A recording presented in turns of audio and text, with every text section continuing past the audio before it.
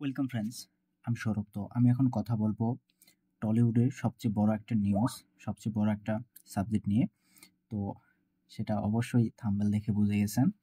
তো দেবজিৎ একসঙ্গে, তো এইটা আসলে অনেক ড্রিম একটা ব্যাপার।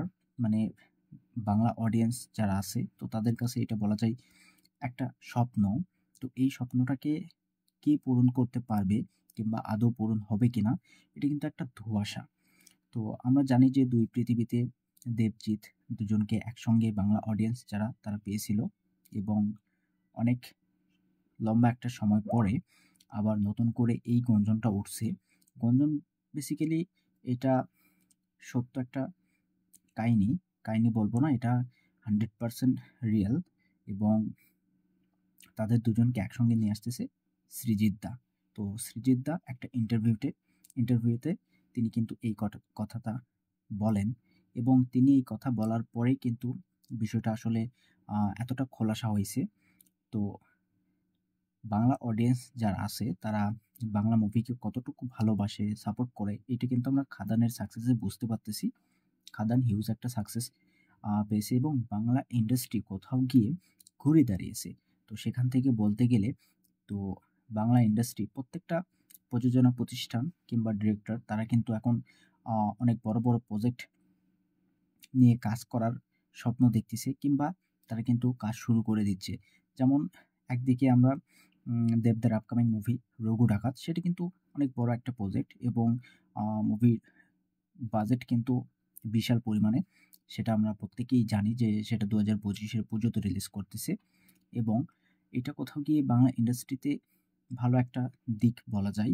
তো সেখান থেকে আমি যতটুকু বলতে পারি যে সৃজিত দা এবং দেবদা তারা টেক্কার যখন ইন্টারভিউ হয় বিভিন্ন জায়গায়, তখন কিন্তু তারা ইন্টারভিউতে বলে যে সৃজিত দা তিনি আসলে জিৎ, দেব দুজনকে নিয়ে একসঙ্গে কাজ করার অনেক চেষ্টা করছে।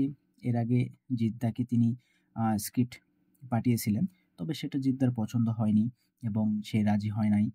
তো এইভাবেই কিন্তু ব্যাপারটা চলতেছে। তো কোথাও গিয়ে সৃজিত দা একটা ইন্টারভিউতে তিনি নতুন করে জানান যে তিনি একটা স্ক্রিপ্ট অলরেডি পাঠিয়েছেন জিৎ দেব দুজনের কাছে।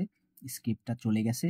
তো এই দুজন যখন স্ক্রিপ্টটা পড়ে তাদের যখন ভালো মনে হবে, কিংবা দুজনে যখন সমান সমান থাকবে, বা গল্পটা যদি দুজনার পছন্দ হয়, তো সেখান থেকে মানে ব্যাটে বলে যদি মিলে যায়, তো একটা গ্রিন সিগন্যাল আসলে আমরা কিন্তু দেখতেই পারি যে জিতদের দুজনে একসঙ্গে, এবং সেটা কিন্তু 2026-এর পুজোতে হতে পারে। মানে পুজো বড় একটা মানে সময়, বা বড় একটা ভালো একটা উইন্ডো, যেখানে প্রচুর মুভি রিলিজ হয়।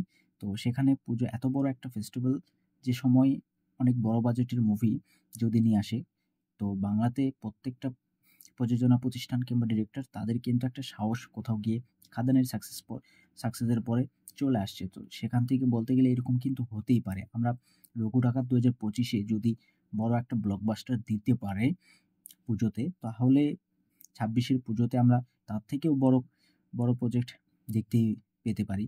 তো এইটা কিন্তু হতেই পারে।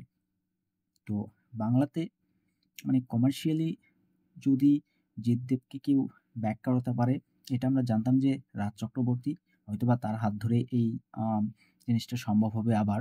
এবং কমার্শিয়ালি তিনি যদি কোনো মুভি করতেন জিতদেবকে দুজন একসঙ্গে নিয়ে, তাহলে দুর্দান্ত একটা মুভি হতো, এতে কোনো সন্দেহ নাই। এবং সেটা কিন্তু খাদান মানে যে পরিমাণে দর্শকের সাপোর্ট পাইছে, তো তার থেকেও কয়েক গুণ বেশি দর্শক কিন্তু সেই মুভিটাকে সাপোর্ট করতো, বা সেটার হাইপ কিন্তু প্রচুর উপরে থাকতো। তো সেখান থেকে রাজ চক্রবর্তী যেহেতু তিনি অন্য ঘরানার ছবি করতেছে, এবং কোথাও গিয়ে দেবদাস সঙ্গে হয়তোবা তার সম্পর্ক খুব একটা ভালো না। এখানে বিষয়টা আমি টেনে নিয়ে আসতেছি না। তো যাই হোক, তিনি বিষয়টাকে অনেক হালকাভাবে নিচ্ছে। তবে সৃজিত দা তিনি কিন্তু প্রায় নিজের দিক থেকে চেষ্টা করতেছে। তিনি এর আগেও জিদ্দাকে স্ক্রিপ্ট পাঠিয়েছে, সেটা অবশ্যই চাইলে আপনারা ইন্টারভিউ চেক করতে পারেন যে আমি মিথ্যা বলতেছি কিনা। তাহলে সেখান থেকে বলতে গেলে সৃজিত দা নতুন করে একটা স্ক্রিপ্ট কিন্তু অলরেডি পাঠিয়েছে দুজনার কাছে। তো এই দুজন যখন মানে গ্রিন সিগন্যাল দিবে তাদের দিক থেকে, তাহলে সত্যি মানে গল্পটা কিন্তু দুর্দান্ত হবে। এতে কোনো সন্দেহ নাই এবং যখন ২ জন একসঙ্গে আসবে ২০২৬ এর পুজোতে, তাহলে কিন্তু পুজোটা বাম্পার হিট হবে। এতে কোনো সন্দেহ নাই। তো এইটা মানে বলা যায় 100% মানে 50% কমপ্লিট যে তারা স্ক্রিপ্ট নিয়ে কাজ করতিছে এবং স্ক্রিপ্টটা যদি ঠিকমতো তাদের পছন্দ হয়, তাহলেই কিন্তু আমরা নতুন করে অ্যানাউন্সমেন্ট অবশ্যই দেখতে পাবো। খুব শীঘ্রই হয়তোবা অ্যানাউন্সমেন্ট চলেও আসতে পারে। যেহেতু এটা তাদের অফিসিয়ালি ব্যাপার, অফিসিয়ালি একটা আ ব্যাপার। তো সেক্ষেত্রে বলতে গেলে তারা স্ক্রিপ্ট পছন্দ করলেই কিন্তু একটা অ্যানাউন্সমেন্ট টিজার নিয়ে আসতেই এটা আসলে খুব একটা সময় লাগে না। বর্তমান যে সময়, কোনো মুভির কাজ শুরু হওয়ার আগেই কিন্তু আমরা অ্যানাউন্সমেন্ট টিজার কিংবা অ্যানাউন্সমেন্ট চলে আসতে দেখতেছি। তো সেখান থেকে বলতে গেলে খুব শীঘ্র হয়তোবা আমরা অ্যানাউন্সমেন্ট টিজারও দেখতে পেতে পারি। তো এইটা একদম ভেতরের খবর। এখানে কোনো মানে ফলস আপনি কোনো কিছু খুঁজে পাবেন না।